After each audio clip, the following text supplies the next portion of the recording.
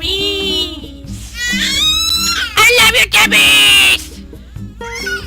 Are you hungry?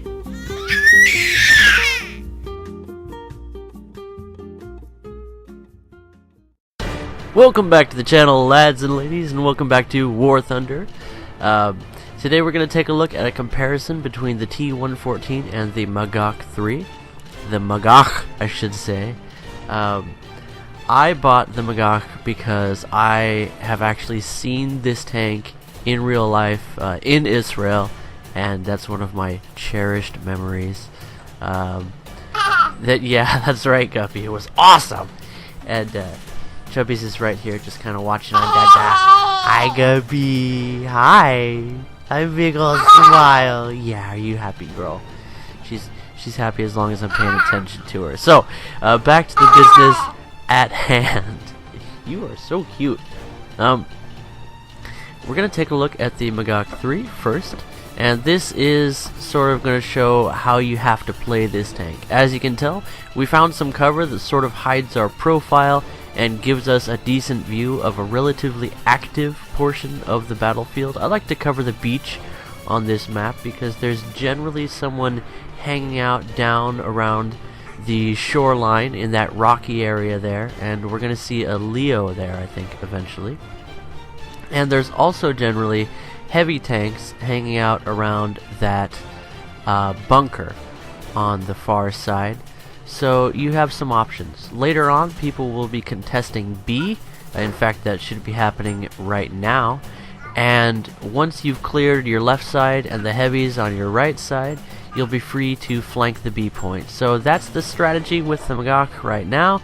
And this is going to be one of the few good matches we had. It's an aggressively, and it's like myself, it's an aggressively average tank, and a little bit overweight for its class, just a little too chunky for for War Thunder standards. M103, that can be a problem. We get a piece of him, take down the loader. It's really difficult to get a shot at the gunner from the way he's positioning himself. It's almost like he knows how to play his tank, but he hasn't pulled back, which is his loss and my gain. So we're just going to continue to get some shots on him here, and you've probably noticed that we're playing arcade, but this strategy works just as well for realistic, if not better, than it does for arcade. I just like to grind in arcade because this is recording from my grinding session for the Abrams, and we have unlocked that tank, so that will be exciting. Why do I grind in arcade? Is it because I'm a noob scrub who loves arcade and doesn't play anything else? I have somewhere around 2 or 3 times as many battles in realistic as I have in arcade, which clearly shows that I favor realistic. But I get more consistent results, and I have faster matches. That's the key one. Faster matches in arcade goes a long way toward grinding. So we get a lucky hit with our Hesh. Goes down into his ammo and takes him out. Very nice, convenient kill. And you'll notice us opening up. Sorry for the snot, guys. Sick boy Toshio today. I have a cold. I'm sick again, as always. I get sick all the time. But we opened up with our what's that? With our light machine gun, and no sauce on the airplane. Sometimes even you get a few hits on somebody in arcade, they'll do you the favor of slamming into the ground and giving you an aircraft kill, so that only helps with the old grind. Now you can see this isn't one of those matches where somebody was flanking on the beach side, which is rather surprising, so I take advantage of that fact and decide to do some flanking of my own. Now this is a good way to flank. You don't want to do what I would call maximum flank and like wrap around their spawn and attack from the back side of the map in a tank like this, because you just don't have the mobility to support that kind of playstyle. But you have enough mobility to perform a medium flank. A flank steak, if you will. Love me some steak. Oh man, flank steak is so good because it's like flat and beefy. Oh, come on, just give me a little bit more of that turret so I can get your ammo. Peek out just a little bit more. Just hold still for me, please. M103. Oh, no, don't look at me. And we take him down. Ammo stowage in the turret is the Achilles heel of the M103. Shooting the backside of the turret often gets you good results, and you just saw what we can do there. Now, we're in a tight spot. If they have any reinforcements coming in, we could be in trouble, and why not take out a Panther II while we're at it? Thank you very much. Now, if they do have reinforcements coming down to this side of the map, we're stuck here, but I have to decide if I want to be pinned here or if I want to risk exposing myself, careful now,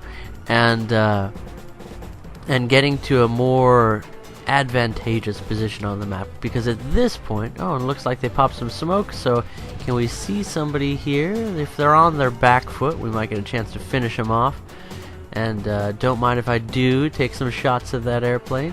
Critical hit with our heat round. That must have blown off a wing or something. Looks like he's going down. And of course, if it was any other plane, it would have just been blown up immediately. But we do eventually get that aircraft kill. So, like I said, only helps with the grind. Take a peek around the corner, bounce something from somewhere, and surprisingly alive. And can we just admire what a beautiful tank model this is? This is a good looking tank. But don't be fooled, the Magach 3 is not a top of the line tank. It's aggressively average. Its armor is just the bare minimum of what you would expect on a medium tank. That being said, unreliable. You do have some space in the tank, decent amount of survivability if you're hull down, and there we take out the barrel and get a kill assist. I'll take it. And we're having a good time in this match. Like, by this point, once you've gotten a couple of kills in the Magach, you're feeling good.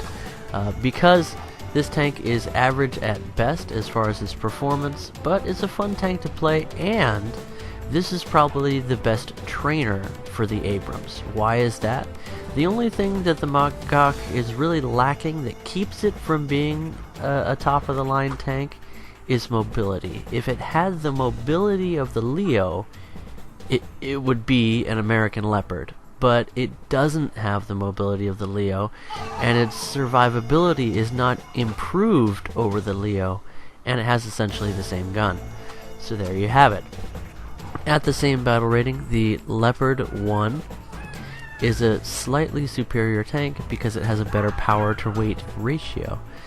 The Magach being basically an M48 with a 105, the same gun as the I want to say L11 105mm rifled gun.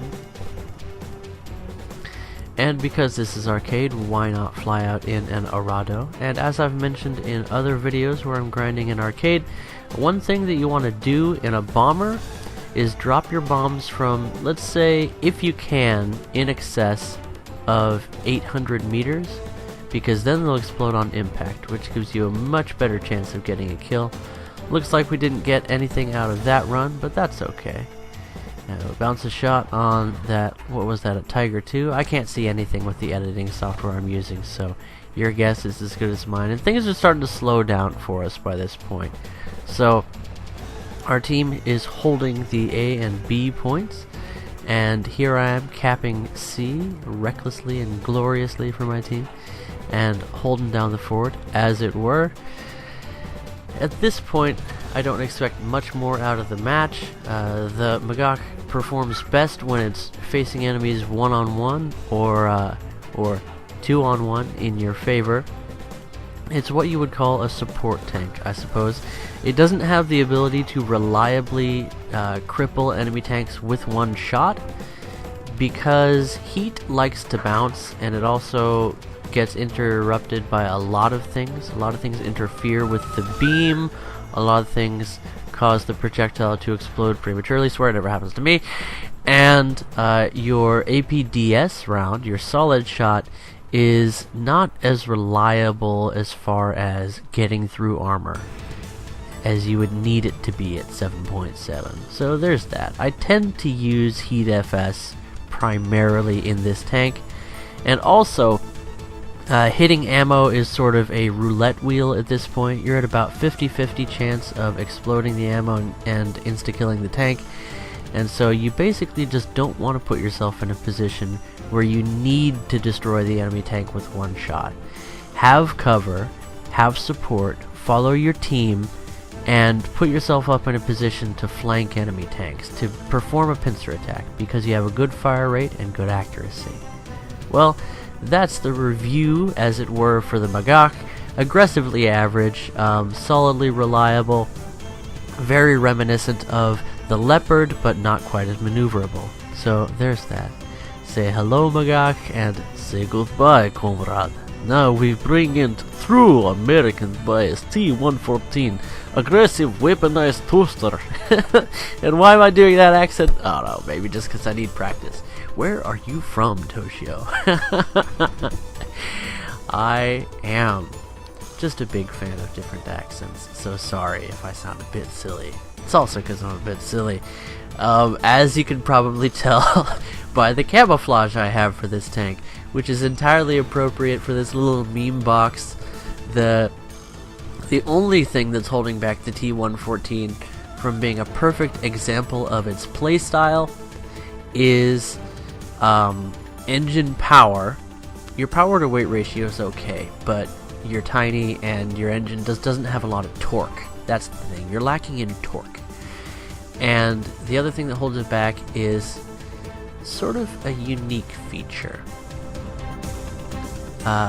Indirect fire is a big deal with this tank. As you can tell, the drop-off rate for these rounds is rather extreme. So you'll have to aim above everything, basically, is what I was saying. And it helps to learn to play this in arcade, à la vie. But if you want to, this tank performs just fine in realistic battles. I have some older footage of the T-114 in RB, and it performs very well as a flanker. Again, sort of plays like a Leo or a T-92 would be a great example of how to play this tank. And if you haven't played the T-92, trust me, it is very much worth the grind. Oh, hold on a second, Tank Baby needs me. Okay, we got the Tank Baby here, and as you can see, one of the things that you get out of playing arcade, yeah, see the microphone, is that you guys are getting reached for. The T-114 is a great scout tank, so play the T-92, it's worth the grind to get to the good ammunition, and while you're getting there, just scout enemies, fly out on aircraft. I recommend arcade for grinding out your scout tank. Not just because arcade, as I said, is more reliable in terms of grinding and has quicker matches, but also because the scout mechanic is very easy to use in arcade, and you'll have lots of chances to fly out in aircraft, which is just good all around. I really enjoy the air combat in War Thunder, and the arcade flight mechanics are a little bit more suitable to arcade ground battles than they are to arcade air battles, in my humble opinion. And arcade tank battles are chaos, and you'll have less of a chance to influence the battle. But you know what? Every now and then you get lucky, and every time I get a kill in the T-114, it just makes me happy. My kill to death rate is a lot more favorable in the T-114 than it is in the Magach. And it comes down to the fact that they're firing very similar rounds, except that the T-114 has more capability for indirect fire, which makes it more defensible. And it can also fire 3 rounds in the time that it takes the Magach to fire 2. So the Magach to fire 2. So that's a thing. In addition to that, the T-114 has among the smallest profile of any tank in the game. And how do you like our arcade gameplay there? I swear we do know how to fly aircraft, but arcade is special, and rockets don't perform the way they used to, so kamikaze is the only way to go when things are desperate. But this is going to end up being about as good a match in the T-114 as we had in the Magach, except we're going to get even better rewards. Why? Because scouting matters. Something else I've noticed is scouting wins matches in arcade. All it takes is one good scout, how you doing, yours truly, with a decent view of the battlefield wherein you don't need to expose yourself, careful now, at all, and you can reveal the position of enemy tanks, which basically denies them the ability to position themselves well in the match. If they start moving, they will become exposed and thus be taken down by your team. It makes a huge difference over time, and you can scout 4 or 5 people and keep that scout up at all times, which can really hamper their ability to be effective. And because they don't know that they're scouted, it opens them up to being flanked very easily by your teammates who they can't see.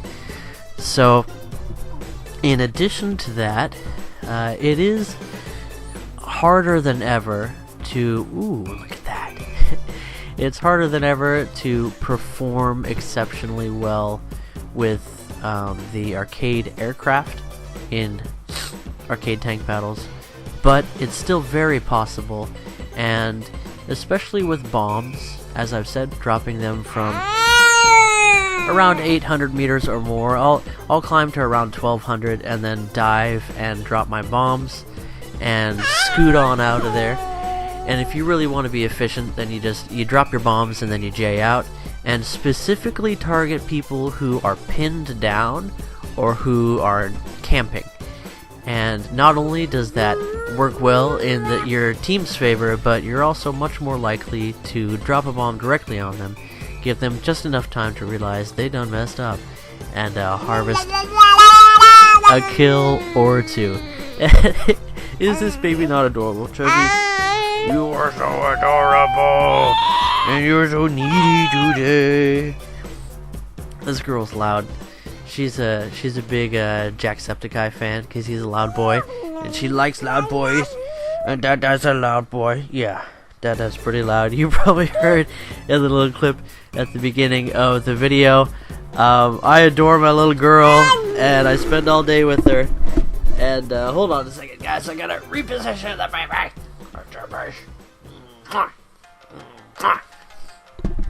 So that, as they say, is that pretty good match in the T114. And now this next clip is just to show you a bit more about how scouting works, because we did play a bit more aggressively in that match, but we already rolled out in the Magach and were punished severely for having a large profile. Curvy tanks in War Thunder just don't get the love from the game mechanics that they deserve. It's all about those anorexic, runway model Soviet tanks that have, just sharp angles and tiny turrets. Nothing to really cuddle at night. But the Magach, she's a curvy gal, and that actually does not work in your favor in this game. You get a little bit more spacing out for your crew, which can give you some post-pen survivability, but you got a big profile, and your reverse gear is not the best, so that can make things tough. And this right here is what I enjoy the least about arcade, is trying to peer through the tea leaves, as it were, looking through these bushes to try and see my target. But it is what it is. And was that a Foch? Did we just take down a Foch? That's pretty neat. Anyway, once again, this is just a bit more of the same, giving you a feel for the T114, and if you want to check out at this point, then that's fine. Basically, the T114 is more reliable than the Magach. The Magach is still a solid tank. It just sits more in the realm of average, on the low side of average when it comes to performance. Plays like a Leo. And the T114 plays just like a T92 if... Yeah, I know you want the thing, but I don't want you to have the thing. Yeah, she's pouting at me. She goes... She's like, Daddy, come on, be fun. But... my baby's bored, and you know what? Probably so are my viewers by now, but thanks for sticking around this long. Isn't that Umaru-chan? adorable on the T114. So T114 plays like any scout tank in the game, with probably the best firepower of any scout tank. You do have to get used to that lobbing style round, but once you do, very effective. Not the most effective round in game because, of course, Heat FS has its drawbacks, as I'm sure you know by now. But at 6.7, I actually prefer this as a grinder in 7.7. So the best 7.7 premium American tank is the T114 at 6.7. And not only does that mean it's the best for grinding the Abrams, but if you want to add this to your 6.7 lineup and use it to grind anything in rank 4, 5, or 6 American, it'll perform very reliably for you. Of course, this thing has no survivability, but in arcade, its survivability is doubled, if not better, because you can lose a crew member and replace him with the crew replenishment mechanic. And I don't know if this is a bug or a feature, but the driver of the T114 can operate the gun from the driver's position if the gunner gets knocked out. I think it's a bug. Don't tell Papa Stalin. And so while you're waiting on crew replenishment, you can still fire the gun, and that can really save you.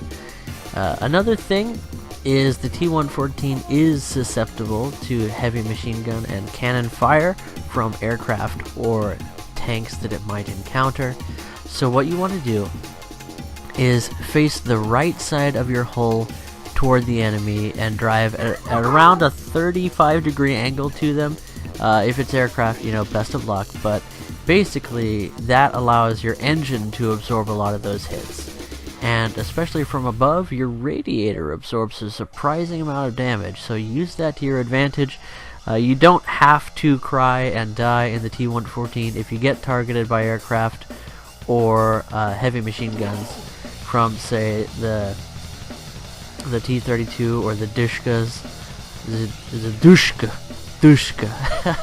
on the Soviet vehicles. But yeah, you might not survive, but at least you have something you can do. Angle your hull a bit and use your gun to your advantage. You're not going to be able to shoot an aircraft under normal circumstances. And your so-called ranging machine gun has like 10 rounds per magazine, so good luck with that. We try to take down the Object 190, but his roof armor is like, there's something about Soviet roof armor, even when it's only a few millimeters, it's just better than everybody else's. But I digress. It's the green paint, you know, it deflects, it just shatters armor-piercing rounds. But this is, you know, sort of just, we've been sitting back in the T114, we've been sort of camping, and now we feel like moving up, and I'm showing off a few positions here on the Japanese map that you can use to your advantage. In arcade, you'll be able to climb these. Now in realistic, not a chance. You don't have the power to weight ratio to be able to do this kind of stuff. But, you know, sometimes it's just fun to play Mario Kart for a while instead of War Thunder. And with our low profile and our good view of the battlefield here, we can be useful to our team.